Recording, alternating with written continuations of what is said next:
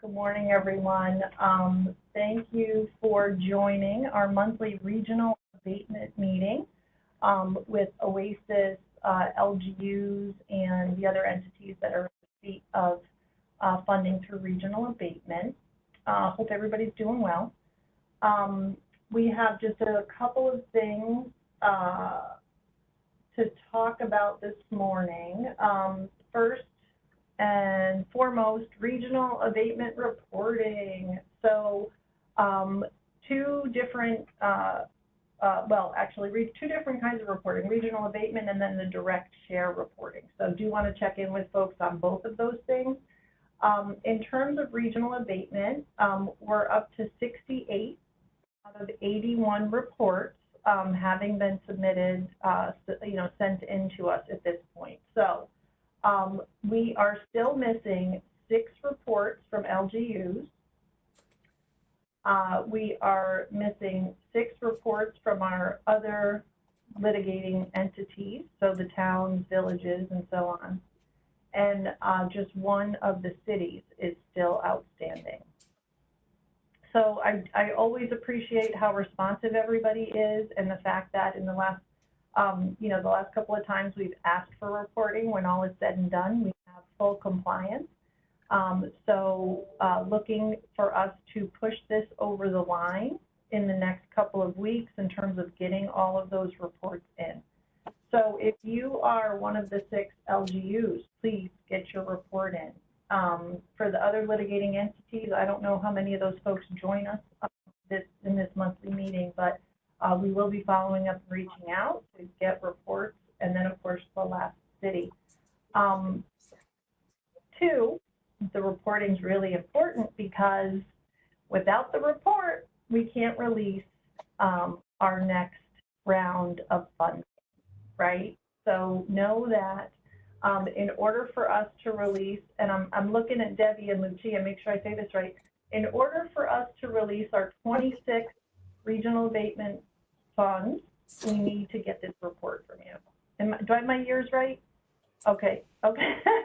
Hey, I've got it right. That's exciting. So guys, again, you're not going to get additional funding your next round until you get those reports in. Enough said there. And then with regard to your restricted direct share, we have received 28 of 63 reports. So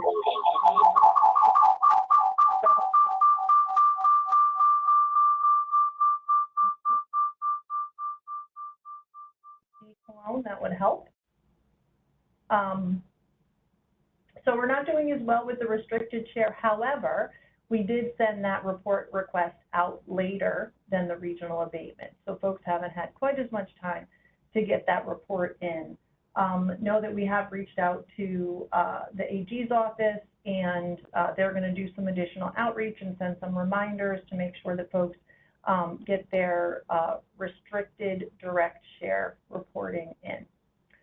I know that we had counsel's office join conversations to talk about, and folks had questions about the reporting requirements on your web page based on this past year's legislation that was put in place. And know that our counsel's office has put together some guidance information. We are going through the review and approval of that information before we share it with you all. So I do hope that we have that publicly available within, I want to say, the next couple of weeks. I know that T and Greg are not on, so I don't want to speak for them, but we're getting that. Having said that, are folks have you already moved towards some kind of reporting on your county site? Does anybody want to talk about what they are doing or have done, or what their process is looking like in being responsive to that ask? Little sharing opportunity here.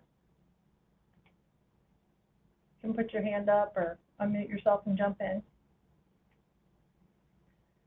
And if you haven't done anything yet, that's okay too, right? I mean, we're all trying to figure out what the expectation is and what this will look like. No one wants to share? I guess I'll start. This is Michael from Westchester. We, on our platform and our main page, we have a link to our opiate settlement funds and description of all the agencies that have been funded, some description. Our next step is to add some outcomes as well, so we can actually let our public know what some of the outcomes have been. So that's something that is sort of part two. Sometimes for counties, I can only speak for Westchester, although our IT people are extremely helpful. So often takes a while to get changes on our site. Mhm. Have them up shortly. Yeah.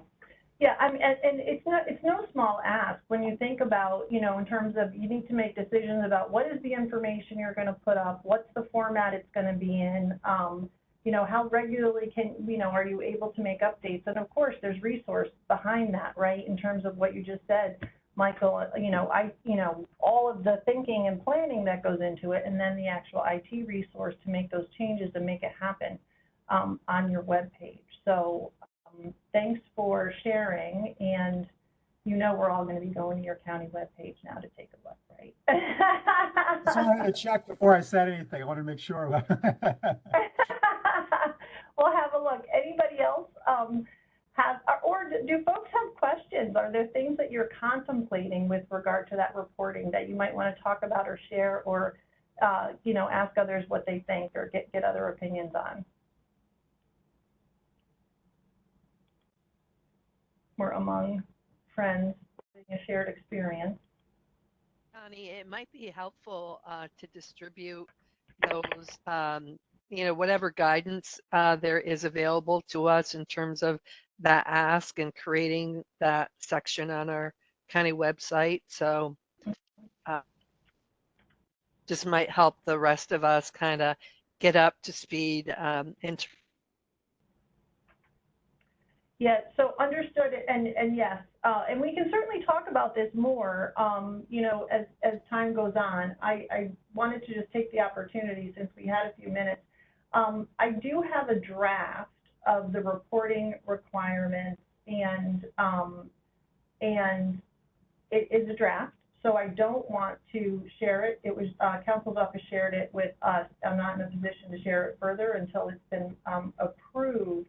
But I can say that there is language in here about making sure that you're posting information on how the funding was utilized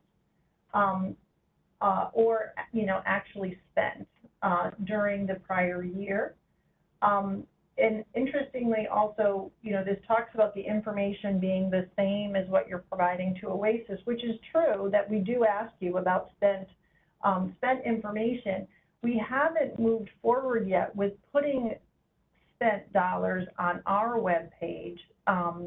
And so actually this is asking you to kind of, share more information than we're making publicly available right now, right? We talked about the OASAS OSF page evolving, and we'll be adding more info over time. So this does specify that spending information needs to be posted and posted annually. So appreciating what you had offered, Michael, and that you mentioned outcomes.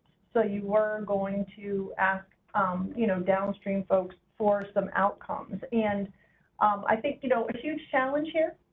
Look at how many counties there are, right? And you all may have your own interpretation of what that information should look like or what you might want to share on your webpage. And so I appreciate the guidance in that it gives you a baseline. It's saying, like, at minimum, you need to provide, info on your spending. And however detailed you get with that, that'll be at your discretion. So again, it'll be interesting because I'm sure y'all aren't going to think in exactly the same way and put up exactly the same kind of information. So it will make evaluating the effort interesting, for sure.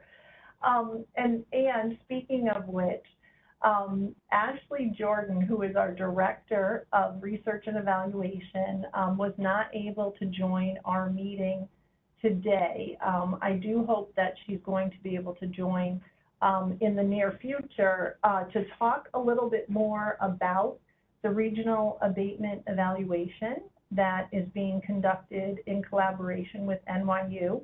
NYU was awarded the Government Academic Research and Evaluation Grant that we had posted last year. And so we have worked with them to help them get up to speed and kind of understand how the regional abatement dollars are structured and how they flow. And really, I think the focus of the work they're going to be doing is understanding your process. How do you, at the county level, look at these dollars? How do you plan? How do you discuss? You know, what is the process for thinking through what you're going to do with these dollars? So we will be making introductions to the folks who will ultimately be reaching out and wanting to schedule interviews with you to talk about your work. I think that I've mentioned it previously, and you know, things have to kind of unfold. So it continues to unfold, and that will be coming in the fall for sure. Lucia, is there anything you wanted to add with regard to that piece? No, I think just we're looking forward to everyone's participation. I think the more folks who participate, the more robust the outcomes and the evaluation and the transparency will be. You know, we've seen their initial plans, so there's a lot of mixed methodology there. So it might be an interview, it might be a survey, it might be both. So just to be on the lookout for that, and we hope that you'll make time to do that. And it has been interesting, actually, over the last couple of days. We've been looking just at, you know, a brief write-up in terms of kind of, you know, the thinking about regional abatement. And, you know, Lucia is very good at reminding me that, you know, after going through the tobacco settlement process, right, and how people look back in terms of how that money was spent and how decisions were made, you know, that with regard to the opioid settlements, there was intentionality in terms of how to structure it, how to make sure dollars were dispersed, and that the dollars do flow to the localities so that you can decide how to use those dollars, what would be most impactful. And Lucia likes to joke, so like, you know, we don't take the money and build a huge bridge and then with it, right? Instead of addressing services or whatnot. You know, I chuckle, but right, that's exactly what you don't want to have happen. You know, have some big, huge capital projects instead of services, you know, delivered to address the epidemic. So, so it is really, really. I think it offers an opportunity to understand and to look at. I think New York is a fantastic case study. I wish I was in graduate school again, because when you think about like the way this settlement was structured was so intentional. And did we accomplish what we set out to accomplish by structuring it in this way? And even further, in terms of like giving the dollars to you at the local level, what is your process? How did you think about it, right? How did you assess the need? How did you use it to complement what you may already have in the county, or, you know, fill a gap? So I think it'll be super interesting, and I'm looking forward to the work that NYU is going to do. And two, again, every county is so different. It's like you have like 57, 58 case studies, which is amazing when you think about putting all that information together. So stay tuned for that. Lucia, other items we wanted to check in with folks on? I think, Connie, I don't know if you wanted to remind them of the date of the August meeting and just see if it is a Friday in August. Yeah. So right now the meeting is scheduled, I think, for the 19th or the 15th of August. And wanted to just check in with folks. Does it make sense for us to make that a different day, a Friday in August? Seems like it might be a little bit challenging in terms of vacations and so on. So I would like to propose that we move that meeting to a different time, perhaps Wednesday at 1, the 13th instead. I see some shaking heads. I'm going to take a quick scan here. By show of hands, does that make sense to folks? Yeah, it seems better than a Friday, certainly. Okay, all right. So we're going to go ahead and move that meeting. Thanks, Katie. And again, our intention is to have Ashley Jordan at that meeting to talk a little bit more about the regional abatement evaluation. And hopefully we'll report out on numbers for reporting that we've gotten everything in. Here's hoping. I see that Brenda Harris Collins is on, and so I know that yesterday, and I did see all of you. I saw the conference CC'd on this, and so it is also my hope that LGUs were informed of the extension for our recovery residence opportunity. So Brenda, I didn't know if you wanted to say any, and that we are in that same announcement, there are instructions for the webinar regarding recovery residences. So that is happening tomorrow, and Brenda, I'll let you give the preview on the recovery residence webinar and extension.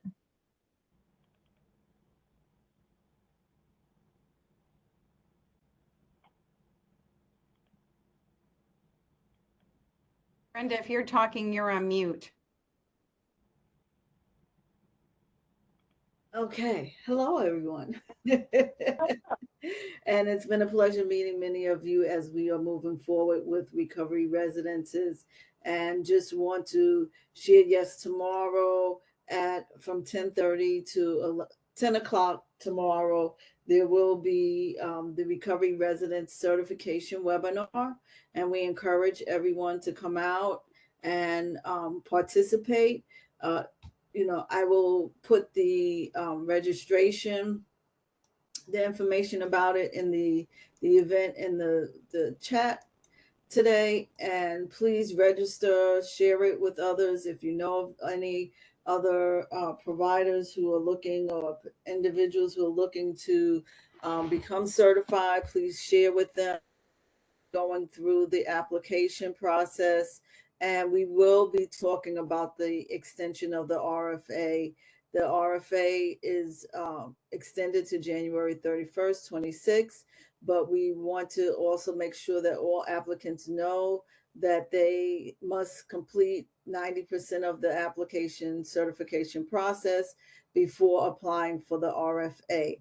The RFA allows for $75,000 per house recovery residence. With those who have multiple houses, they only can apply for 3. And it is not for starting off a recovery residence. It is for enhancement to a recovery residence. We want to continue to get information out about recovery residences. We understand the value that they bring to various communities, especially rural communities. And we have had quite a few, about 50 plus individuals who have inquired about recovery residences. We have now had about 4 or 5 prior consults with the LGUs regarding the recovery residences, and we're looking forward to pushing this forward even more and educating more and pushing it out even more and keeping this up front. So I'll put that information in the chat for the event on tomorrow, and we're looking forward to you being there and learning of the work that is being done. Terrific. Any questions or comments with regard to the recovery housing effort? While we have Brenda here with us. All right. Okay. Another item, I had mentioned, get your report in so you can get your $26.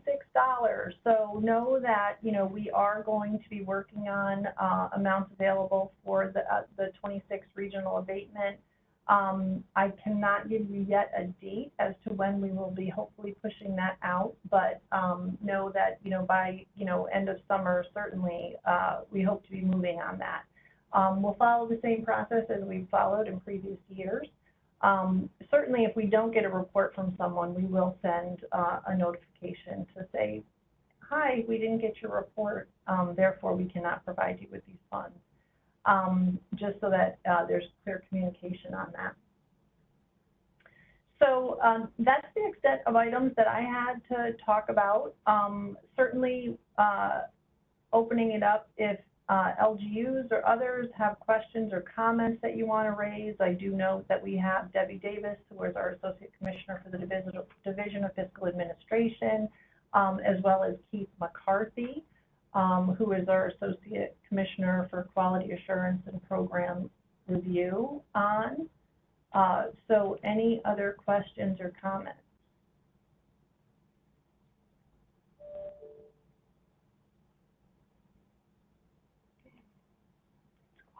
Hey, Connie, I'll just add, regarding the fiscal year 26 payments to all the LGUs and the 5 large cities and the other litigating entities. We are, working to confirm those amounts with the Division of the Budget, who's working with the Attorney General. And so just to say that once, we have the list of everyone's confirmed that they've done the reporting, that timeframe will line up quite nicely with hopefully having that information from DOB, and then we'll be able to execute payments. And just also know that, if it misses August and we go into September, we'll be processing payments along with, different advances and things that go out that same month. So you might not see it till October, but do know that it would be coming. I just wanted to put a plug out there that we do a lot of payments in the month of September. So, but we would keep you informed because obviously we have another meeting in August and then one in September. So we'll be able to keep you informed on all that. But I thought I'd just plant the seed on how it all works. Great. Thanks, Debbie. Keith, anything that you wanted to add? Not that I'm putting you on the spot. I don't mean to. You mean you're not putting me on the spot by putting me on the spot? No, I've got nothing to add. Thanks. I mean, I'm putting you on the spot. As if the first attempt wasn't subtle enough, the second one really reinforced it. Good morning, everybody. I just want to make clear I'm putting Keith McCarthy on the spot right now, and you're all bearing witness. All right, thanks, Keith. So, folks, that's everything. Anything, questions, concerns, you can raise a hand, you can unmute, you can put it in the chat. This time is for all of us. Make sure we're all on the same page. Quick question, Janet Sure. from Rockland County. If I remember correctly, this has been a long time ago and there's been so much that's gone on. I think in the beginning, you guys gave us an estimate of what we could expect for payments throughout the years. And I'm just wondering is it going to be similar in the amount, just because we're doing our 2026 budget and we're just trying to make sure that we appropriate something close if we can. Just wondering if we think it's going to be similar, because we know we were already titrating down, right? So it was already like the way lower numbers, which is fine. Just wanted to get an idea of what you guys thought. Or if you have any clue. Yeah, so actually, we do have an idea, Debbie, of the RA amount for 26. I know you shared it with me. I don't know if you have it off the top of your head. You probably do. No, I don't have it at the top of my head. I can go to, so it's actually on our webpage, because Peggy O'Shea, who is from the Division of Budget, does a report out at the Opioid Settlement Fund Advisory Board meetings. And on the May meeting, she provided updated charts, and they are fabulous. There's like 30 of them now. But it would be the third chart once you click on that. So all kidding aside, obviously we find them that they are great, but we can understand why it would be like, ooh, okay. So I'm clicking into them now to get there. I have an amount, but I'm Okay. going to let, I don't want to trust myself. Yeah, I'm having actually problem clicking in to find meeting material. Oh, there it is. I clicked in the wrong meeting. That would be helpful. So hopefully nobody does what I just did. You can get to the right thing. Then it's very clear. So it's the May 22nd meeting. And the third chart is very useful because it's an aggregate But it looks like the available amount to LGUs, you know, for the payment for regional abatement would be $19.4 rounded million. So, you know, if you can approximate from the previous years what percent you had of the totals that are printed there, you could say, oh, I'm approximately going to get that percentage of the whole, right? Then, you know, then it shows for the 5 large cities and the other litigating entities. So similarly, that would be a way to estimate it. Thank you. Yep. Thanks for the question. The table that that Debbie is referencing, and I know Lucia popped it in the chat too. I know it's a little bit of a bear to read. It's very tiny print if you try to print it, but it really is a great resource to try and get to give you some sense of how the dollars flow from year to year. And you know, we had this conversation early on that the dollars would decline over time.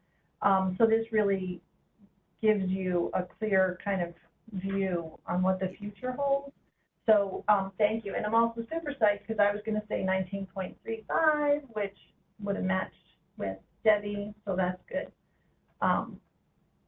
And also, you know, just to share too, if it hasn't been obvious to folks, or if you haven't been tracking it and you happen to utilize the link that Lucia kindly put into the chat, that, you know, every year as a fiscal year, a state fiscal year closes, which is, you know, April to March is our time frame for the state fiscal year.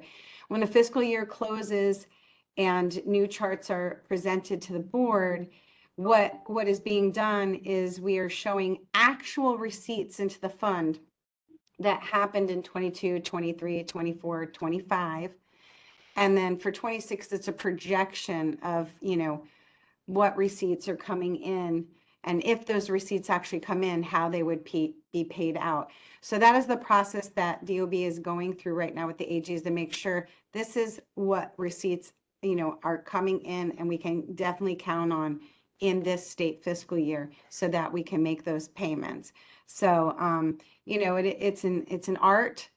It is based in statute and law, but, you know, sometimes receipts they don't actually get deposited in the state fiscal year that we thought they would, and then they get then put into the next fiscal year. So just sharing with you that, you know, you can definitely take a look back and say that was definitely the amounts that the state received, and 2026 is, you know, the estimate amount based on the settlement agreements in hand right now. Yeah, and just for folks to know, we do reconcile that. So year to year, we do look at what we actually paid out to you and then what the receipts were, and if there is a difference, we make sure that we reconcile. So we went through that exercise last year, and we will do that every year. I think that, you know, continuing to complicate things is the fact that there are still settlements that are coming in, right? And that's going to have to figure into these tables in future based on how the settlement agreements are written and so forth. So, so the table's a nice guide, but it certainly isn't absolute.